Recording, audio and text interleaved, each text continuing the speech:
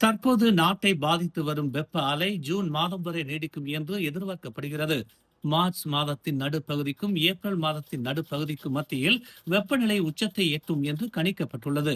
குறிப்பாக தீபகற்ப மலேசியாவின் வட மாநிலங்களில் வெப்பநிலை 37 முதல் 38 டிகிரி செல்சியஸ் வரை எட்டக்கூடும் என்று மலேசிய வானிலை ஆய்வு மையமான மெட் மலேசியாவின் தலைமை இயக்குனர் ஹிஷாம் அனீப் தெரிவித்துள்ளார். குறைந்த மேகமூட்டம் மற்றும் சூரியன் இந்த பகுதிக்கு நேர் மேலே இருப்பதால் வடகிழக்கு பருவமழையின் முடிவில் வெப்ப அலை ஏற்படுவது ஒரு பொதுவான நிகழ்வு என்று அவர் தெரிவித்துள்ளார். இருப்பினும் காற்றின் போக்கு பலவீனம் அடைவதால் இவ்வார இறுதியில் இருந்து மழை பொழிவு அதிகரிக்கும் என்று மெட் மலேசியா குறிப்பிட்டுள்ளது. மேலும் செய்திகளை தெரிந்து கொள்ள தமிழ் மலர் இணையதளம், தமிழ் மலர் செயலி மற்றும் மலர் டிவி யூடியூப் சேனலை வலம் வாருங்கள்.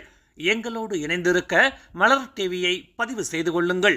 உறவுகள் மகிழ்ந்திட விருப்பம் மற்றும் பகிர்வு சேவையை சொடுக்கிடுங்கள்.